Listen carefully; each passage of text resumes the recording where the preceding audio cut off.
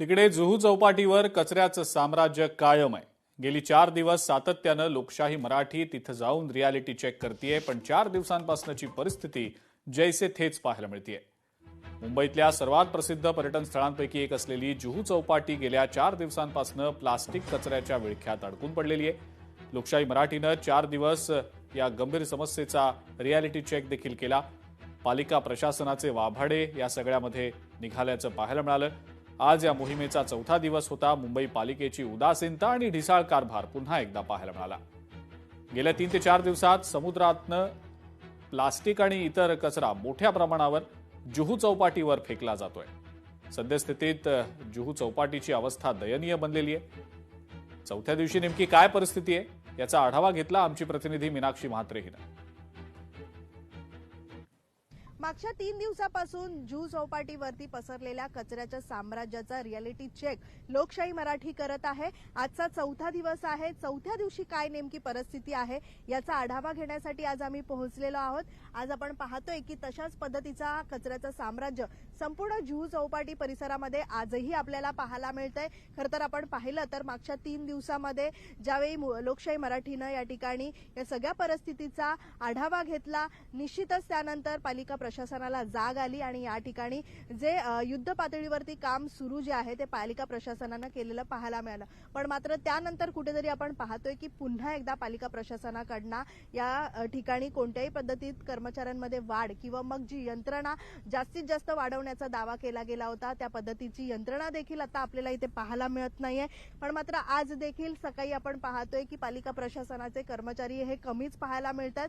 सोबतच दूरवर जर आपण पाहिलं तर 7 ते 8 किलोमीटर संपूर्ण जुहू चौपाटीचा हा सगळा परिसर आहे आणि सगळीकडे जर आपण पाहिलं तर अशाच पद्धतीत 2 ते 3 फूट खाली हा कचरा फसलेला आहे। खरं तर लोकशाही मराठीच्या माध्यमातून या सगळ्या समस्येचा सातत्याने पाठपुरावा जो आहे तो केला जात आहे। आज देखील चौथ्या दिवशी तीच परिस्थिती आपल्याला पाहायला मिळते। मोठ्या प्रमाणामध्ये टॅक्स जो आहे तो सर्वसामान्य भरत असतात आणि त्याच्या बदल्यात आपण पाहतोय की काय या सर्वसामान्यांना दिला जातोय। मोकळा श्वास मिळावा यासाठी या ठिकाणी सर्वसामान्य नागरिक जे आहेत ते जुहू चौपाटीवरती येतात, पण त्यांना देखील मोकळा श्वास आज घेता येत नाहीये। खरं तर आपण पाहिलं तर महापालिका प्रशासन जुहू चौपाटीचा या सगळ्याच परिसरातला प्लास्टिकचा जो कचरा आहे हा मुक्त करण्यासाठी वेगवान पावले उचलणार का याकडे संपूर्ण मुंबईचं लक्ष लागलेलं आहे। पण लोकशाही मराठी म्हणून आम्ही या सगळ्याच परिस्थितीचा आढावा सातत्यानं घेत आहे। जोपर्यंत हा कचरा या सगळ्या जुहू चौपाटी असेल किंवा मग मुंबईच्या इतर चौपाट्यावरना काढला जात नाही तोपर्यंत लोकशाही मराठीची या सगळ्याच परिस्थितीवरती करडी नजर असणार आहे। व्हिडिओ जर्नलिस्ट आदित्य देसाईसह मीनाक्षी म्हात्रे, लोकशाही मराठी, मुंबई। लोकशाही मराठीनं सलग 4 दिवस आवाज उठवून सुद्धा पालिकेला जाग आल्याचं दिसत नाही। आज चौथ्या दिवशी सुद्धा प्रशासनाचं अपयश स्पष्टपणे ठळकपणे पाहायला मिळालं। इतक्या मोठ्या प्रमाणावर कचरा साचलेला असताना तो उपसण्यासाठी पालिकेकडे पुरेशी आधुनिक यंत्रणा नाही, उपलब्ध नाही आणि शिवाय मनुष्यबळ देखील नाही असंच दिसतंय। इतक्या मोठ्या चौपाटीची स्वच्छता करण्यासाठी पालिकेनं अत्यंत कमी सफाई कर्मचाऱ्यांना तैनात केलंय। 4 दिवसानंतर सुद्धा अतिरिक्त मनुष्यबळ का वाढवण्यात आलेलं नाही असा संतप्त सवाल या निमित्तानं उपस्थित होतोय। आता तुम्ही पाहता इथं गटारातलं पाणी येत आहे, तरी सुद्धा आम्ही जिथं मिळेल तिथं स्वच्छ जागा मिळेल तिथं आम्ही हे बघून इथं आम्ही ही योजना केलेली आहे। आमच्याकडे रोज 2 परत गेलेले आहेत। योगासाठी काही लिमिटेड माणसं असतात, परंतु या लोकांना या दुर्गंधीचा त्रास होतोय आणि अजूनही तिकडे पाहाल तर अजून पहाड बनलेला आहे, डोंगर पाहायला मिळतो। तिथं डोंगर रचलेला आहे। तो कचरा जोपर्यंत जाणार नाही तोपर्यंत काही होणार नाही। तुम्हाला या माध्यमातून प्रशासनाला विनंती आहे की त्यांनी अजूनही आपली मनुष्यबळ वाढवावेत, यंत्रणा वाढवावी, जे अजून वाढवलेलं नाही। सगळे नेते मंडळी येऊन बघतायत, परंतु ठोस निर्णय व्हायला पाहिजे अशी आमची विनंती आहे। कचरा उठा लेना चाहिए। कपड़े भी कितने गंदे आए हैं और ये कचरा नहीं उठेगा तो लाइफ टाइम कचरा आता रहेगा और जाता रहेगा, आता रहेगा, जाता, और कभी भी बीच क्लीन नहीं दिखेगा, कभी भी नहीं दिखेगा। तो अभी जो समय है और वो कचरा उठा के डंपिंग हो जाएगा तो ही बीच अपना अच्छा लगेगा लाइफ टाइम। मैं जुहू बीच पर करीबन रहते हुए मुझे 20 साल हो गए हैं और 20 साल से मैं जुहू बीच पर वॉक करती हूँ और 10 साल से हमारा एरोबिक्स चालू हुआ।